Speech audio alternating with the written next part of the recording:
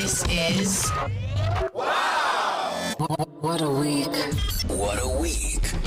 PoliTricks. Eta, welcome to another edition of hashtag PoliTricks on Wow, What a Week. My name is Fresh, his name is Botsang, and we're with you for the next hour or so. Brother B. Good morning, Tato. Or hopefully future Ambassador B. After this week, I don't know. I had hopes, but I think I've pressed some poo-poo buttons. But yeah, we'll see. If ever you were to be nominated to be ambassador anywhere, I mean, do you still have it in you to serve? No, I do. I definitely do. Actually, my plan was I was going to retire from my current job at 55. Okay. And go back to diplomacy at that time. That was my life plan if things had gone my way. Because, look, I've always said to people, if I would advise somebody today is to be a diplomat at a young age before you have kids and family. Yes. And then at a later age when your kids are out of the house, when you don't have to look after the little ones. Yes. It destabilizes families. Some people think it benefits families, but it destabilizes them because you move in between countries, change schools. You know, my daughter, the elder one, Chidi, had to lose some year of school because of my moves. In between countries. So he will come back to South Africa. It's in the middle of the year. So he loses those 6 months. But with homeschooling and other things these days, I think they can do it well. But I would rather do it when I'm old and settled and I don't have to be dragging kids along. Let's start with... I guess, former U.S. ambassador, or ambassador to the U.S., Ntate Ibrahim Rasul. Yes, sir. He's back. Yes.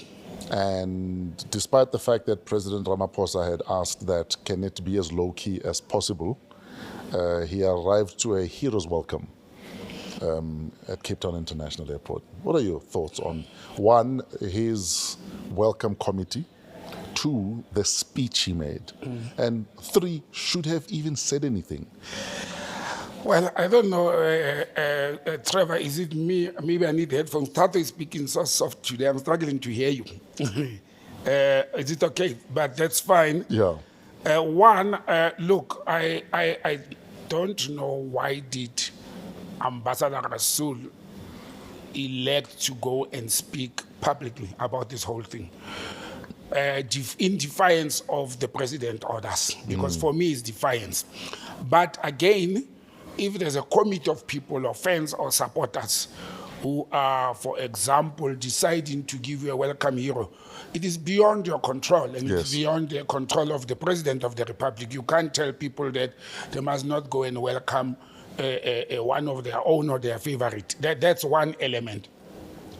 If I was in a position of Ambassador Rasul, especially looking at the circumstances between South Africa and the United States of America, yes, I would have thanked the people for being there to welcome me, but I would have limited my speech or put it in such a way that I need to first go and brief my principals, meaning the Minister of International Relations and Cooperation, Minister Lamola, as well as President Ramaphosa, being the envoy of President Ramaphosa, being the person who has sent you to the United States.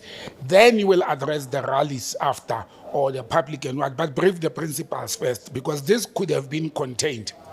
And it look, Tato, it is unprecedented that an ambassador comes back home and there's rallies. Look, I can't recall a situation where, and I know it has happened, but I can't recall exactly who from which country in South Africa, where a person was sent out and declared persona non grata at a level of ambassador. I specifically know of an ex-colleague who was at Munich in Germany. You know, he's departed now. That was sent back by the Germans, but he was a very junior person, not at ambassador's level. Now, coming to the content of the speech of Ambassador Rasul, it was unnecessary. It was uncalled for. I spoke to over 20 former and current diplomats regarding this matter. We created a group and we had a number of discussions. And everybody was shocked, even those who agree with him, those who support him, but people were shocked at the manner he handled this whole thing. And what he said there, thanking people and saying we should not be bullied and I'm being chased out of the US, it's okay. Those are standard things that are in the media space that he could have commented on. But to go to the details and the content and continued the utterances towards Donald Trump administration at that level, being an ambassador, I have a problem with that, and I don't think he should have done that. Pardon me. But there's also another element, Tato, that I've observed with this anti-America sentiment. You see, when you are posted to a diplomatic mission of a country, it's a bilateral arrangement. Now to go and put the issues of Palestine at a bilateral engagement with the US in a negative format. If we believe and we know and we think Israel continues to bomb Palestine, to destroy and occupy Palestine while supported by the Americans, you understand? There's a way of engaging that one could have engaged the Americans. The way Americans are being engaged, or the way America is engaging Russia with regard to Ukraine. Instead of insulting them, instead of calling them names, use your bilateral relations position as an ambassador to can say, America, can we talk? Your continued support of Israel, it's understood you've got your own relations with them, but with your arms and ammunition and jets and bombs, they are destroying the lives of Palestinians. Can we talk about it? So you are persuading the Americans and showing them the light that their double standard is not working. Sure. But going to sit in Trump's land and you insult Trump, I have a problem with that. And I think his speeches, or after the return, has worsened the situation. I think, personally, where I'm sitting, it has just worsened the situation, especially that his welcome rally, I called it a political party rally in a diplomatic mission, because that's what actually happened. You are returning home, you still have to debrief your principals, and you go into a rally and you make rhetoric statements. That was uncalled for, but in a normal country, under normal circumstances, Ambassador Rasul would have been facing music from his principals, because now people are asking, important questions, Tato, that it's Ambassador Rasul's utterances, and I call them utterances, the position of the South African government. You understand? Because he was talking as a South African envoy to the USA. Does that represent the South African? We should be, as diplomats, you must have the ability to manage, control your emotions as well as your personal views vis-a-vis the views and the position of the country. And he lacked that. That's why last week I said to you, when people said Ambassador Rasul is a seasoned, experienced diplomat, I questioned what experience, what level of experience. And it has come out clear. Sure. We were talking here last week on Saturday. On Sunday, he did exactly what I was afraid he will do. But is it a case of he doesn't get it, or he's intentionally saying, if I die, I die, but this is, I'm gonna die on the mountain with what I feel about this? Look, I don't think it's not that he doesn't get it. I think there's a sheer level of arrogance. Okay. And I don't care, you understand? I don't know what is the intention with this whole thing. What is he trying to achieve about this whole thing? But I don't think it is, as they say in Afrikaans, very better and improving and making things better for us and the Americans, and even for the Americans with the Palestinians. I don't think it's helping the situation. And we all have very strong feelings and positions we have taken about the destruction of Palestine and the lives of Palestine. We all have that. I think every normal human being doesn't want what is happening to the Palestinian children, you understand? Sure. But it's how we approach it, and how, especially when it comes to, diplomatic fields and studies. I don't think Ambassador Rasul handled this diplomatically. But again, as I said last week, which president of South Africa is going to send him out again as an ambassador? And which country is going to accept him? Understand? I wonder if the situation, maybe we should actually send Ambassador Rasul to Israel and see how he will cope there, because those are the people he's supposed to be challenging. In fact, speaking of that, America have announced their candidate for ambassador to South Africa. Yes. Speaking of, maybe we must send Ambassador Rasul to Israel. And Leo Brent Bosel III. Yes. He's a conservative activist and author, media commentator in the U.S., and he's the founder of the Media Research Center, a conservative watchdog group that critiques perceived liberal bias in mainstream media. He is probably as redneck and racist as he looks. He looks as a redneck as folk. Looks like he could drag you at the back of a bakkie. Yeah. And he's pro-Israel. Do you think this is a middle finger from the US, that we're going to send you someone who is pro-Israel and probably doesn't like black people? Yeah. Yes. Look, Tato, he's actually, I've learned, and I don't know how true that is, that he actually has a dual citizenship, first of all, Israel and the US. Well, on his social media, he's got the US flag and the Israeli flag. So. Yeah. So apparently he's got dual citizenship. However, that's immaterial. His citizenship is the determination of the US. In fact, I think back in 2011, he was on Fox News, and they were talking about Obama at the time, and he described Obama as a skinny ghetto crackhead. Yes, I remember that. During an interview on Fox News in 2011.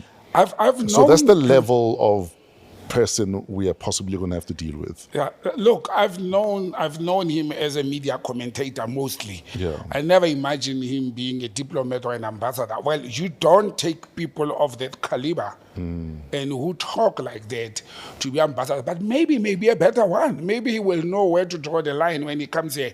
Look, it is in him. He's a very racist person. He is pro-Israel. And in the middle of the same reason that Rasul was chucked out of the USA, you sent the exact opposite of Rasul to South Africa. And, you can say a Donald Trump administration is showing the Ramaphosa administration a middle finger that that's the medicine you deserve. I'll show you how far I can go with this whole thing. Look, we were worried about Pollack, who was said to be one of the candidates that were going to come. He is as bad, Pollack as we can imagine. Now they gave us the worst person, a very racist person. And in the middle of AfriForum and the Democratic Alliance and others like Solidarity, engage them.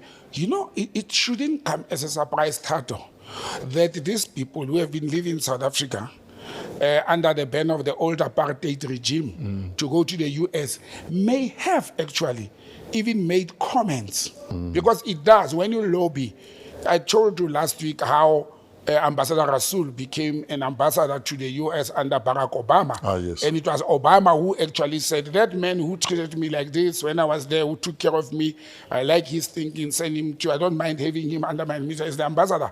And we did that. So the Solidarity and AfriForum and the DA may have contributed. Look, they are not ashamed that they are behind Israel. Sure. They are not ashamed that they are racists. You understand? They are not ashamed that they believe in white supremacy. And they may have said to the Americans when they've been going there in and out, we wouldn't mind to have somebody like this as an ambassador. But it is up to us whether we accept him as an ambassador or not. By the way, you don't bring your credentials when you are already in the country. The US has to inform us through a note verbal. In the history of diplomacy, according to your recollection, has a country ever said no thanks to credentials of a proposed ambassador? Yes, it has happened quite a lot, Tato, even with South Africa. The sad one was in South Africa. It happened to my friend, Robert McBride. Oh, yes, I remember. You remember that he was supposed to be the South African ambassador to Switzerland. But it was not the Swiss that rejected him primarily. There was a lobby, groups, NGOs, the Democratic Party at that time, and the New National Party, and a lot of other lobby groups. They lobbied and they actually managed to tell the Swiss that you are not going to accept that. And Foreign Affairs at that time, which is Derek today, or the president banned, and to the music. And then Robert McBride never became our ambassador to Switzerland. And it was all based on his activities as a guerrilla, as a freedom fighter, which some of us, and I still believe that we should have not done that. If all of us are going to be told we can't be ambassadors because at some stage we were wielding AK-47s or Scorpion machine guns, and therefore we were fighting for the liberation of the country. Exactly. And I think we were unfair towards Mr. McBride at the time. As a nation, we failed to rise and defend. But I know it has happened in many countries where they reject people, or they send people back, they declare them persona non gratas, or the countries stand up and say we are not comfortable with that candidate coming to our country, without remembering the names or the countries. But it has happened quite a lot. Look, do you want to ask me if South Africa should do that or can do that? In this instance, never. No. I don't think President Ramaphosa is in any position at the moment to can tell Trump we don't want that person. Because we must also check what has he said and done in the past about South Africa or South African leaders. We can't do it. It will be unfair and unjust to do it because of his political beliefs and association to Israel. Yes. Understand his racist utterances. I mean, how many more racist people do we deal with? Donald Trump himself is a racist person, or he's a white supremacist. So are we saying we are not going to engage and deal with those people because they see themselves as superior to black people? It doesn't work like that in diplomacy. I still have to go and check and find if this man, Botsang III, has said or done anything, towards South Africa that is very negative, that we can stand up and say, but this man hates South Africa, or he has said negative things about South African leaders, therefore we don't want him. But I don't think we even if that exists, we are on a back foot. I think if we want to tread in, we must tread in very carefully and diplomatically at the moment. And I'm glad the Americans announced their candidate before us. I'll tell you why. Last week when I said South Africa must take a step back, hold on a little bit, let this thing cool off, and let's identify the right person. I disagree with people who are saying a white person must be sent there. That's the only thing I agree with Rasul on. It must not be color-based. It should not be color-based. We should not be twisted and put in a corner. Okay. By pressure, because America has never said to us they don't want a black person or a person of color. They've never said that. We should, and a lot of names are coming to mind. I'm thinking in terms of crisis like this. I missed, for the last few days, I missed the late Chief of Protocol, Billy Mudise. This is the time you need a gentle giant of diplomacy like him. May his soul rest in peace. Yeah. But again, there's another Billy Masetla, former Ambassador Billy Masetla. He's also late. You understand? The kind of caliber of people that I think, I don't know where is more Shaik these days. He was in Canada recently. I don't know if he's still there. But imagine if we take more Shaik and respond to the Americans and send more Shaik. Look, he's a very seasoned ambassador. He was in Algeria.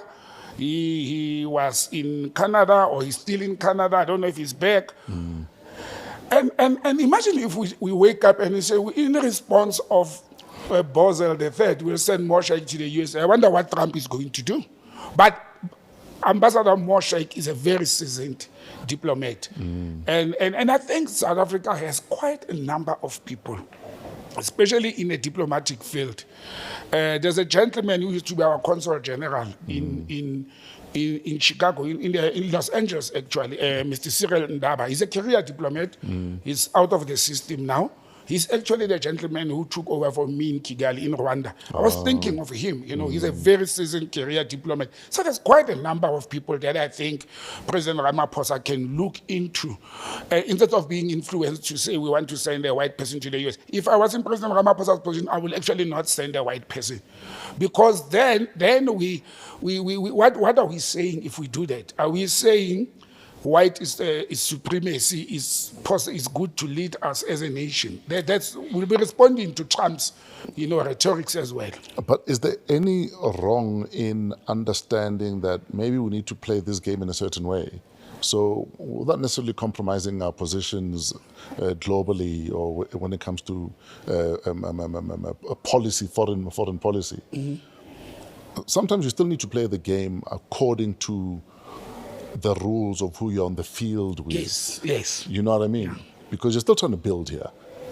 Unlike other nations that might be deciding that we're going to go it on our own. If you give us a tariff, we're going to revenge. If you do this, we're going to revenge.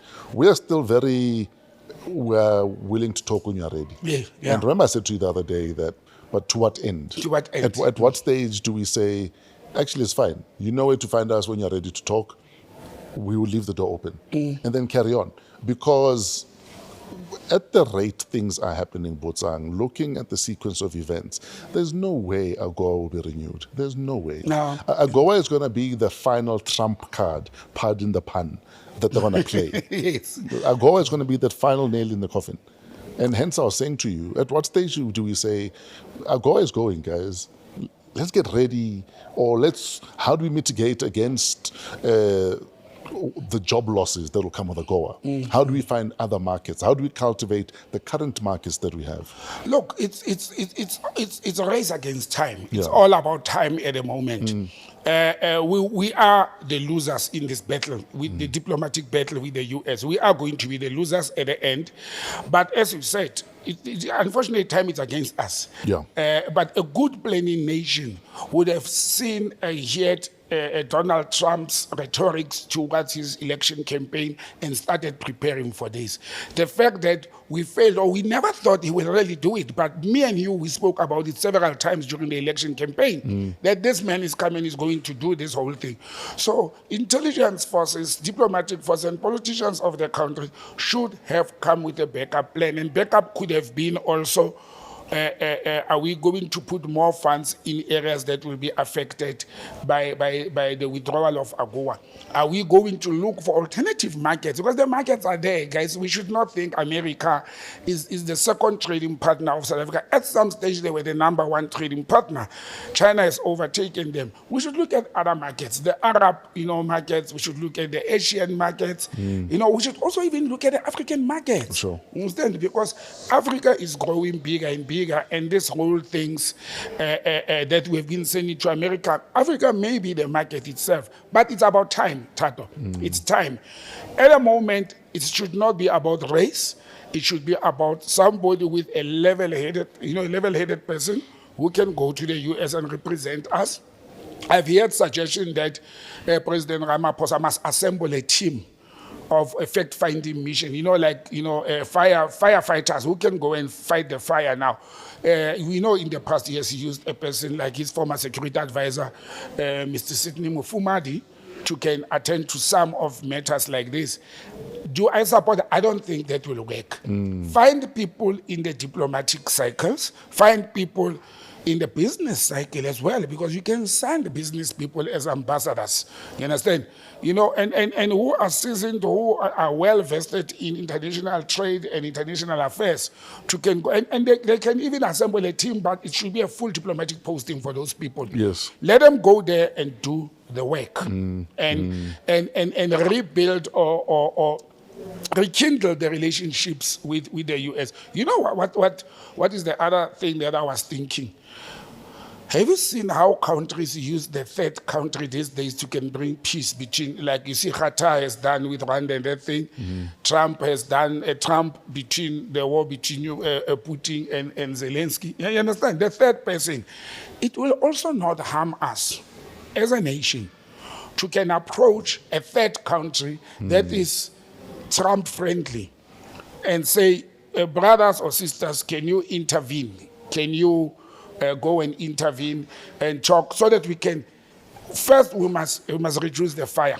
You understand? We must reduce the fire and let the pot be just simmering on a normal state, then start engaging diplomatically.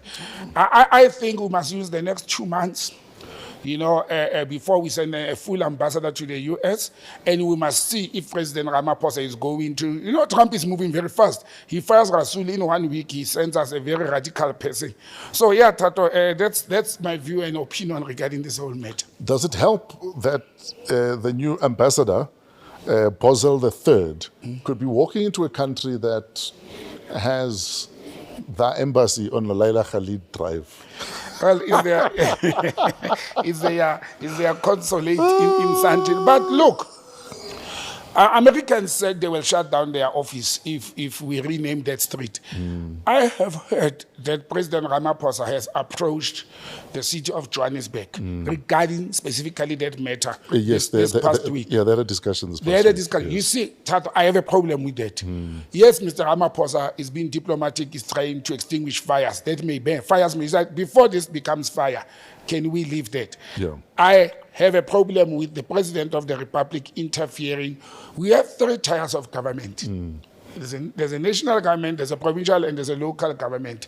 You know, people are saying, yeah, but why should we continue to put more fire in the war regarding Leila Khalid? When was this decision taken? What informed it?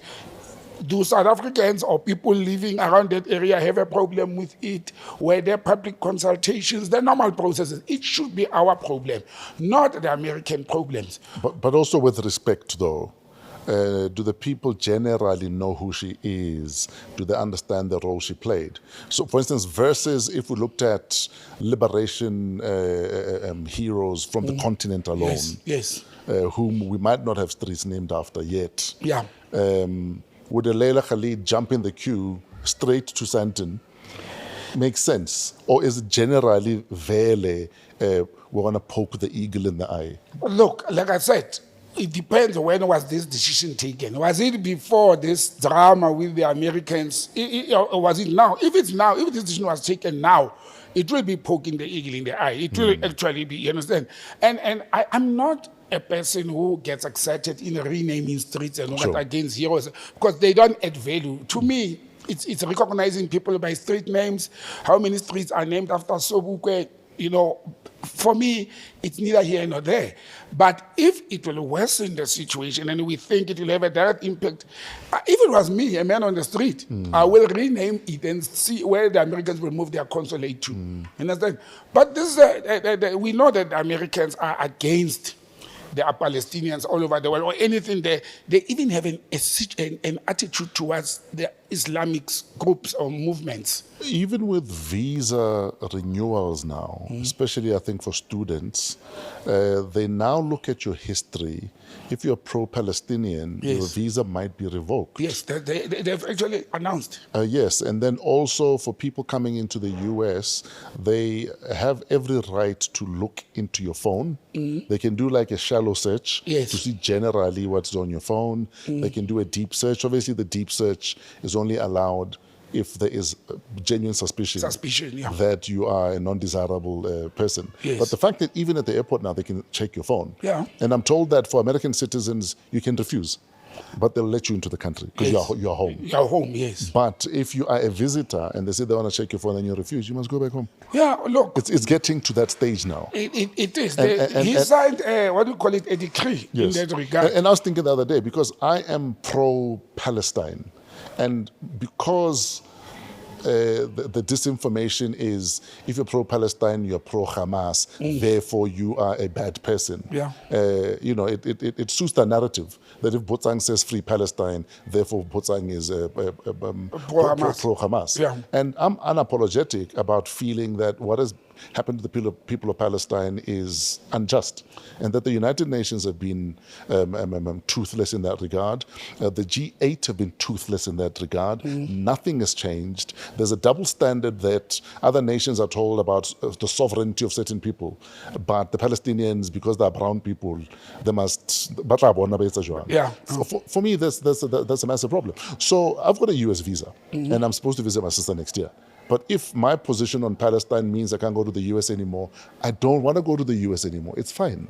But I'm not going to delete anything I've posted about Palestine because I'm afraid I might not be allowed back in there. In the country, yeah. Look, they've got the right to accept who comes into their country, like any other country Absolutely. does. You understand? And I think the world will get to a point, Tato. I think the world will get to a point where people are saying, you know what, I don't care, I don't have to go there. Or we don't want to deal with them, we don't want to trade with them. Yes, there'll be suffering, yes, there'll be losses. Some people like you, I mean, your business, the nature of your business, you play all over the world. You may be invited, and you will lose out on that business if they arrive at that stage. I'm supposed to go to Miami end of April for a gig. And we'll see what happens, if they let me in or not. My brother, you know what, the opposition is very clear, and you are not a terrorist and you don't support terrorist organization. But if the Americans want to think that way, that when a person is pro-Palestine, therefore is pro-Palestine. Look, for them, I told you the last time that they even closed the Palestinian mission there because they don't recognize the Palestinian Liberation Organization or the leadership of Palestine. They don't see them as a sovereign state. And we have a problem with that. You know, this thing of Palestine, it has made me to even sit down and think, how did we become the face of the Palestinian battle? I know you answered me last week to say because nobody was doing anything about it and more lives were dying. But this behavior of Ambassador Rasul in wrapping this up and the Americans in response to Israel and Palestine, you know, Tato, I'm starting to have a suspicion that there are other people at the back who are role players in this whole thing. That for South Africa to be the face of the Palestinian legal battle. Sure. It may not be the South African government. The conduct of Ibrahim Rasul tells me there may be some Islamist movements and fundamentalists who are baking this conduct or behavior the same way as there are groups in South Africa who are pushing the South African government to support and to lead and become the face of defending Palestine, a war, you know, on behalf of Palestine. I don't think it's a South African government position because we have been having a position since the 90s up to now. But I think there are forces that are rising. Look, America is suspecting that, you know, Iran is funding this whole project. There's, pardon me, suspicions that there are Islamist group or countries that are funding this activism for Palestine. But again, what is wrong with that? In NGOs funding, you know, or other NGOs, organizations in South Africa to do that. My question becomes, why South Africa? Why these countries when the Arab League, the neighbors of Palestine, and many other countries that I know they are pro-Palestine, why are they not taking this up? Saudi Arabia, Iran, Iraq, and others. Why South Africa is being the face? I think we must start as a nation. We must take a foot a little bit off the pedal and reflect on our international engagements as well as relations. I think we must take the foot off the pedal, again revisit the foreign policy. What is our foreign policy saying? And we must march along those lines. Because you can still have a principled position on an issue without necessarily wanting to be, we're going to be the champions of this issue. Exactly. Because that comes with the consequences that we're now going to have to deal with. And I'm fine with dealing with those consequences, but we must have the courage of our convictions then.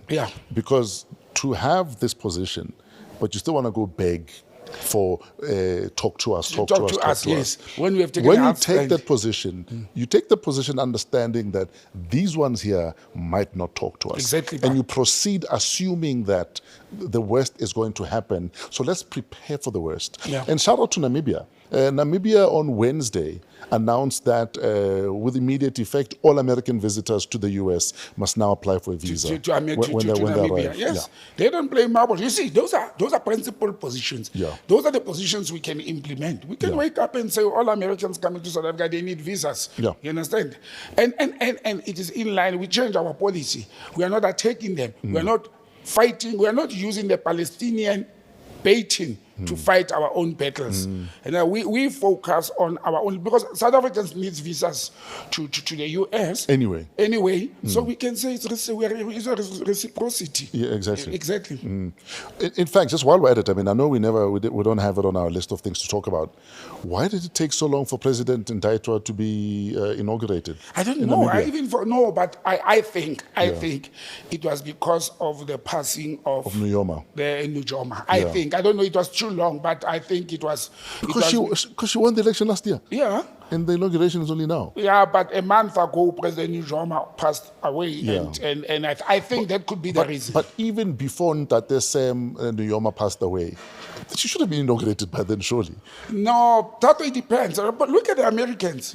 It's the same thing. It depends on the policy of the country. Maybe the elections happened, but the other president was supposed to finish their term. Remember, with us, it's different. We always recall presidents. Oh, yes. You understand? That's how everything is. The last 3 months, you don't finish them, we recall you. Before your family can even pack the bedroom and exactly your cutlery that your grandmother gave you as an heirloom. Yeah, maybe it's a transition, maybe it's their policy. Also handover, maybe. It's a handing over. The term must come to an actual end. Yes, elections happened. Normally, like in South Africa, elections would happen 3 months, at least 3 months before. It must be 3 months and backwards before. Sure. So that 3 months, the incumbent must finish their job and handing over. That could be the reason. Yeah. But shout out to Namibia for taking a position. But even in Europe, I mean, the EU could sit and bitch and moan about Trump. But instead, they're deciding that, okay, so clearly we're on our own. Clearly his vice president and I think, is it the military? Secretary of they feel that Defense. we are leeches on them. So, I mean, Germany, for the first time since World War II, are re-looking at, maybe we need to rearm ourselves. Yeah, actually, they're spending more. That's what I'm saying. But that's what I'm saying, that we can sit here and beg America to speak to us, or we can look at what other nations are doing. They are keeping it moving. Yeah, they're moving. So how do we support our farmers that might lose access to the US market? How do we support them or find new markets for them? We keep it moving. Exactly. Instead of begging, would you please speak to me? By the way, while you are congratulating Namibia, we must also congratulate them. It's the only African state that has females as the president and the vice president. It's the only state in the continent. It's first time it's happening. So they call them, Namibia is called the land of the brave. Oh, yes. And they are living to that name. Absolutely. Let's go to, in fact, let's cross from the west to the east. Let's go to Mozambique. Leaders are in peace talks. What's going on there? Look, yeah, that's not much that came out of that, but look, it's a positive. Remember, since the disputed elections last year, there's been, over 300 people were killed, and I've learned that the majority of the people who were killed, they were killed by police bullets. Yes. The official report has come out, and I think the president of Mozambique, Mr. President Daniel Chapo, yes, after visiting South Africa, because he visited President Ramaphosa 2-3 weeks ago, and I think, South Africans are known to be peacemakers and peace lovers, and they talk of engagement. He then decided to extend it an olive branch and invite Valencio Mondlane for engagement. They met for the very first time. Those two leaders who said they will never even shake hands, they will never talk to each other. They met, and the outcome is that it has been very positive, and the steps moving forward. I was in Mozambique last month. And because I'm a political animal, I always ask about politics to just people that I meet who were talking. And I was asking people what they thought about the fact that Mondlane is back in the country, and is he not worried that, because he's already alluded to the fact that they tried to take him out. And I was asking them that, is he safe? And they said that he came back intentionally, deliberately, because he knows that if anything happens to him, there'll be one finger pointing in one direction. And that they can't afford for anything to happen to him. Look, it's reverse psychology, and it's an art of war. That's what you do. If people want to take you out or to even jail you, which wasn't the situation in Mozambique, you put it to them. You take it to them.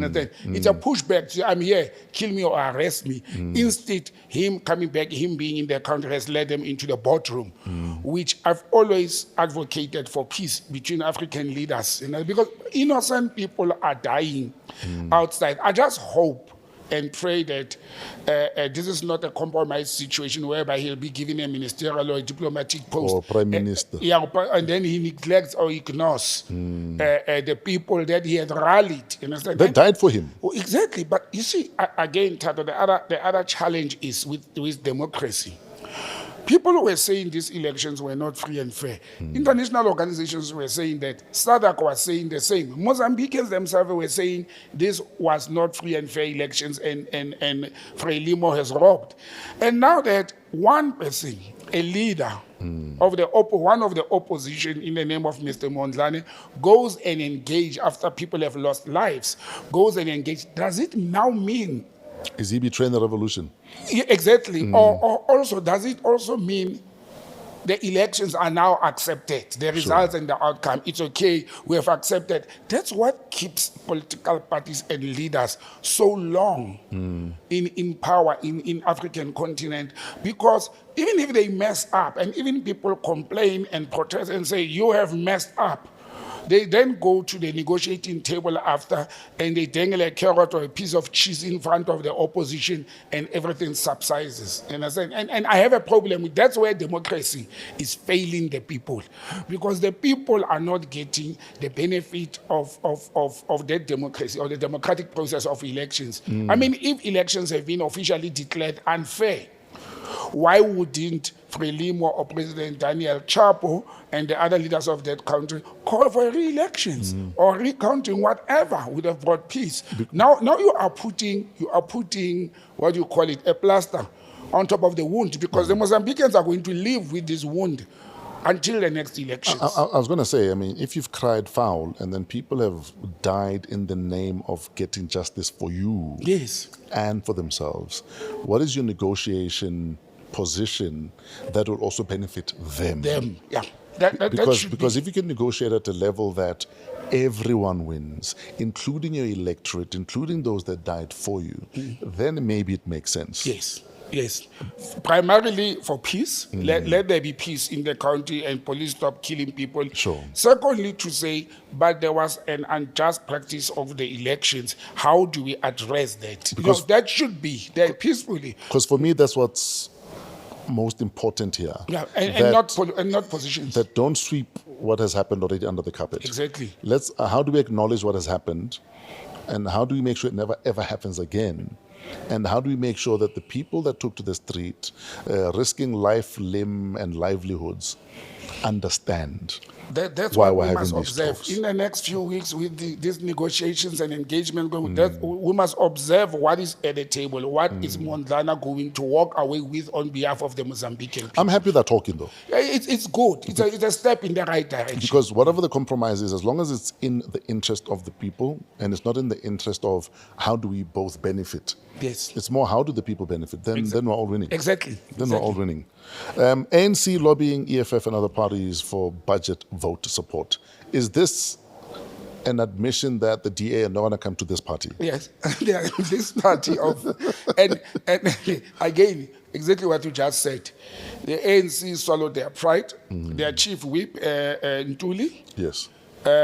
is engaging other parties in parliament to say, can we talk in case the Democratic Alliance doesn't vote again? But how ironic, how bizarre actually, Tato, that the same ANC that claimed that they understand the demise of VAT and the black people, they want to go and lobby the EFF that has said in red they will not support an increase of VAT. And they want to go and lobby the EFF. Again, it's the same as the Mondlane and Mozambique thing. Is the EFF going to put the interest of the people and the masses they represent up front to say, we are putting our foot down, you're not increasing VAT? The DA has stepped a little bit backwards. They are not talking about VAT specifically. They are talking about other things that they are making demands of in the budget, which I think it is disingenuous of the DA. The DA is no longer the opposition party. They are part of the government today. Yes. So it is disingenuous that they want to actually put some of their, policy positions using the budget vote as a backdoor. That's what they are doing. Look, it's a political party. They are playing politics. They can do that. I was going to say, I mean, everyone has a bargaining... But is this ingenuous? Why do you shovel things behind the back door and to using the budget vote? I want to see if the EFF will vote with the ANC on this budget vote. And again, the controversy of your party is bigger than the EFF, is the official opposition, but they are not being approached. You understand? They approach the EFF and other small parties. Look, ANC, if they can get the EFF vote, and it's becoming clear that this is not the government budget. You remember when we discussed it, it is the ANC budget. And the DA is right that this is the ANC budget. That's why it is the ANC that is running around and lobbying. Look, I think it will go through.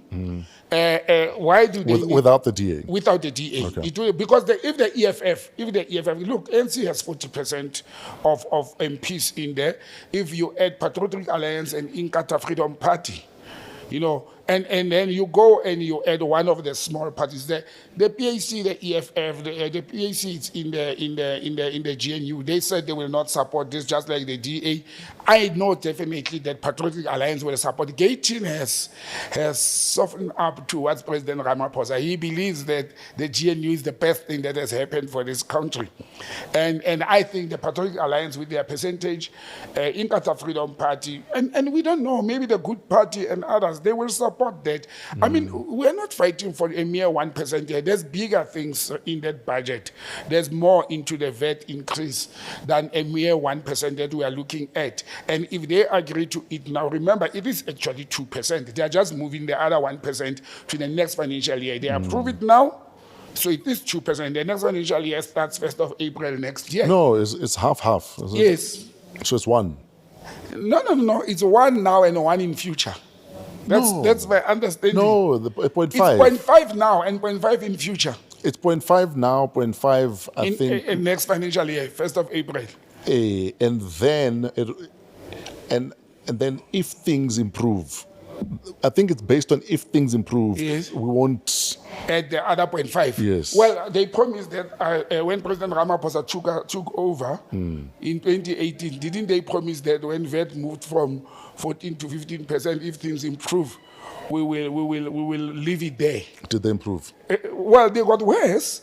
And they didn't, things are worse. The government needs 59 billion. You understand? But it didn't get worse because the economy performed bad. It's because of maladministration, misuse of state resources, and corruption. Things got worse because of that. Overspending, reckless spending, and unnecessary, increasing the size of the cabinet and things like that. And I listened the other day to the ANC Secretary General lying through his teeth, Mr. Fikile Mbalula, saying the government had cut the costs of what MPs and ministers, that they are driving a car between 500 and 800,000. Where? That irritates me when politicians lie through their teeth. And Fikile Mbalula was lying.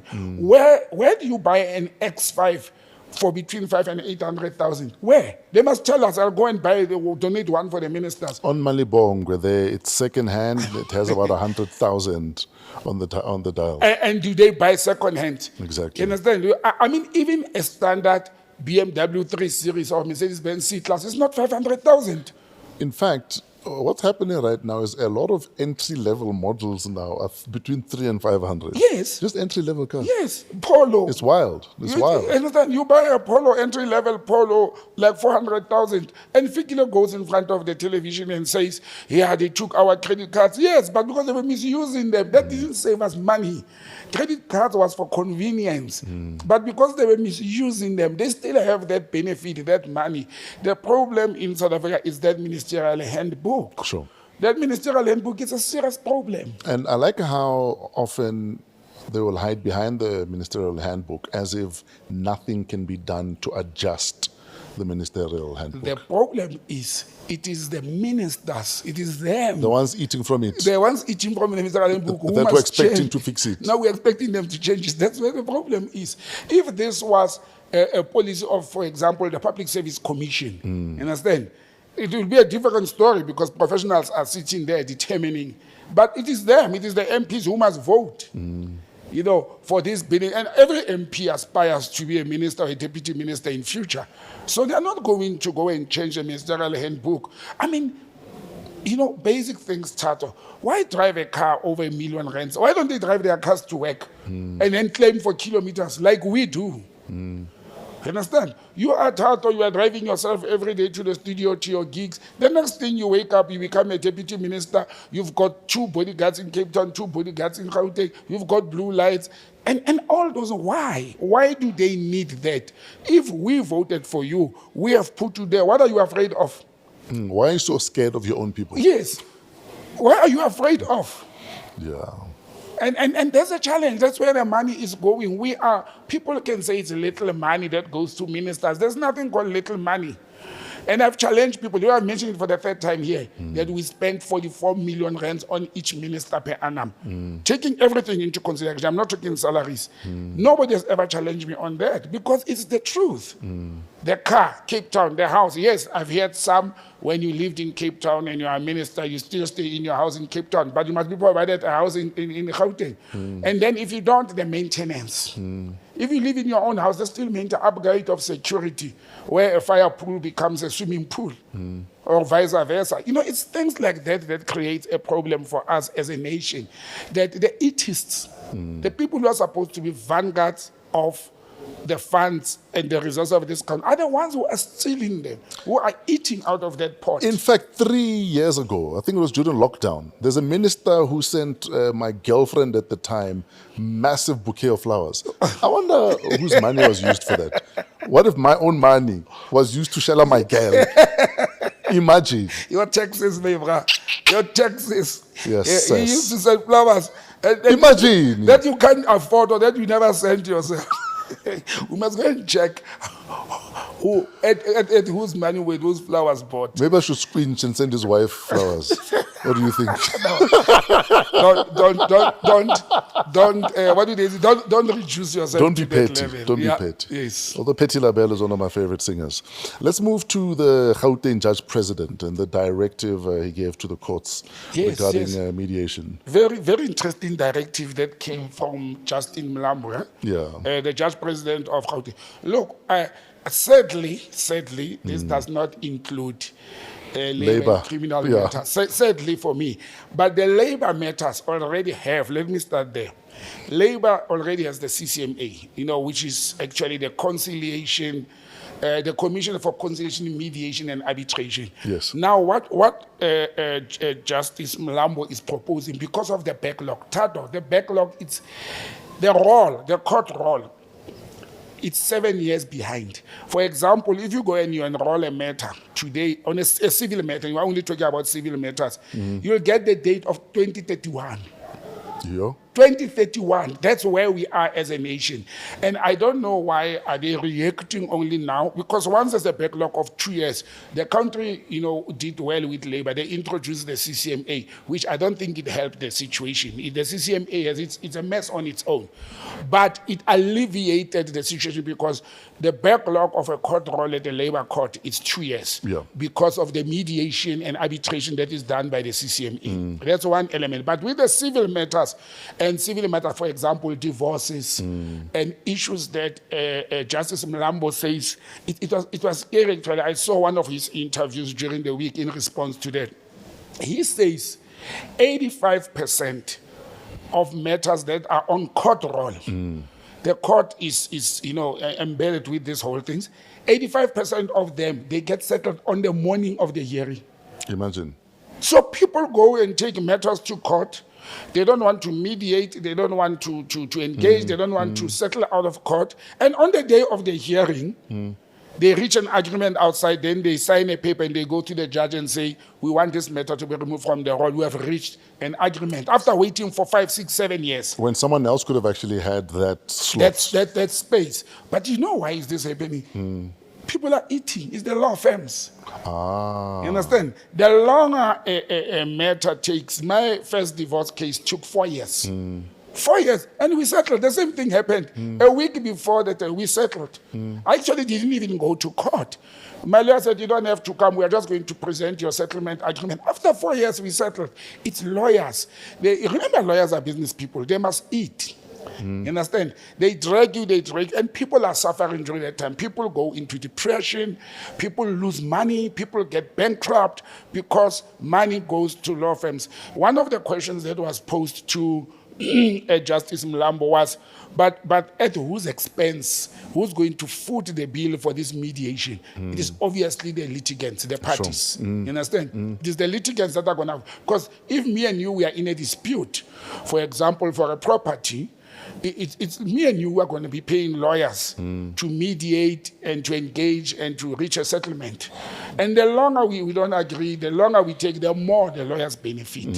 And for me, that's the only challenge, that it is going to, yes, alleviate the burden from the state, from the justice, because it is underfunded. And the challenge is they don't have judges.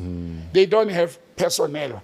Understand? The courts, I mean, if you go to the labor court and you see the files there, it's a complete mess. If you go to the court, the high court here in town, the Joburg High Court or the Pretoria High Court, you look at the files and the cases in backlog, it's a mess. And they are trying to alleviate that situation. But again, it begs me to question politics.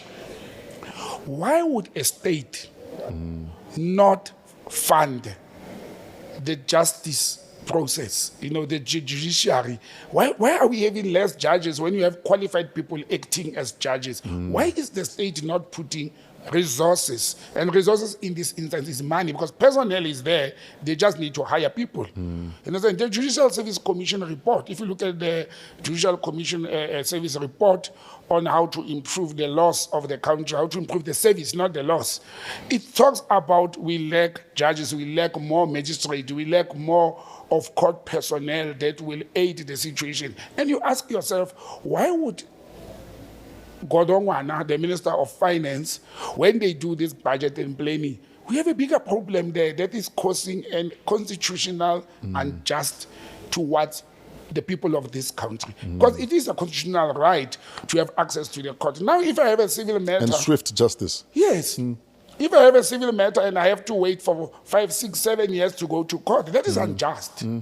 And look, I hope the paper that, the directive that he issued as procedurally, it's 14 days. We have 14 days to comment. Even the public can comment because it's addressed to everybody.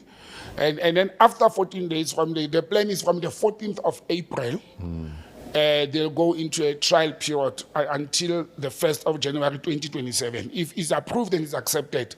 Look, I don't know who's going to oppose that and what will be the reasons for opposing. I'm concerned about, I want to see who's going to oppose that proposal and what will be the reason. But the plan is by the 1st of January 2027, sure. It will be law, it will come effective. Okay. And now he has instructed that if this is approved by the public and it goes with signatures until the 14th of April, from the 14th of April, all court trials, if you have a date on a civil matter, from the 14th of April, that are not on the second, they call it semesters. We are on the second semester of the court now. They must be removed of the roll. People who have dates, they must be removed. And when you come and ask for a date, you must come with a report of a mediation report that you attempted mediation. Yes. Yeah. Now, when you go to court, you must come with a mediation report. So that people stop abusing the court process. Yes, yes, they must stop abusing the court process. Look, it's a good thing if it will be funded well. Again, who's going to fund that process? Like I said, primarily it's going to be the litigants, the people, the residents, the citizens. But is it going to be formalized? I don't know in what form. Is it mediation where the court and the state does not get involved? You mediate there on your own, and then you come to court, for rubber stamping. If it works, it will be good for people. That's justice. And I think if people can know about this a lot, they can engage other parties if they are in dispute to say, let's talk, let's engage. Sure. But it's very difficult. I wish I was given I was given an opportunity to mediate because we went to the CCMA and my employer said no. Then we went for arbitration, which is, in court, it's CCMA, they call it arbitration. In courts, it's actually adjudication of the matter. There's a judge presiding over. But I think it's a decision in the right direction. I did not know. that there's that provision in the law that a judge president can make that determination or decision, and then if it gets our signatures, I'm going to be one of the people who comment on that actually. There's questions that I want to ask about the footing of the bill, the cost towards the people, especially people who are dependent on, what do they call this, legal aid. Legal aid. Yes. People who are dependent, because the majority of people in South Africa can't afford lawyers. Yes. So who's going to be able to aid them to enter into negotiations? And it's not the Tatos and the Botsangs of this world who can go and negotiate for themselves. Majority of the people don't have a legal background or skills or ability to can engage. So the Justice Department has to tread very carefully there in order how are they going to assist the people. The how. Yeah. The how is always important. Yeah. So that's very interesting. On that how note, we're done. Thanks, brother man. Where do we find you online? How do we buy your book? What's happening with the new book? I told you, didn't I tell you on site? No, the new book I've decided to hold back. Remember, Yes. I was holding for the case to end. Sure. Now it's been postponed. So I decided to hold back, but I had an engagement with Trevor. Somebody advised me that don't print the book yet. South Africans don't read, don't buy books. Do a documentary first. Ah, yes. Do a documentary, a series, have an IP on it, sell it, and when people have seen the documentary, then they will say, where is the book? Because the documentary will refer to the book. So I've just flipped the plan. So Okay, so we're looking forward to a documentary. yeah, I've started working on it very seriously. And I'm not going to wait for my case to end now. I decided to go public. If I get an IP, a funder or somebody says, let's shoot, let's do this thing, I'm going to put it in the public space. I Agreed. need to eat and live. This Agreed. case is not ending. Yeah, but it's botsangm@gmail.com. And then on WhatsApp 082-485-9100. And then Botsang M on social media handles. Great stuff. Thank you very much. I appreciate you, brother. Thank you, brother man. Appreciate your insights as always. Thank you. We are done. Another episode of Wow What a Week, #PoliTricks, coming to you from AMP Studios, downtown Johannesburg. We are part of the Africa Podcast Network. Email waw@africapodcastnetwork.com. Shout out to Trevor and Pezulu Works for all of the cinematography, Otis the Floor Fraser for all of our imaging, and Keletso Modisakeng, our executive producer. But most importantly, you. Please remember to like, subscribe, forward links, share, and give us your opinions. We'd love to hear your thoughts on this week's Wow What a Week. Till next week, have a wow week. In spite of yourselves, we're out of here.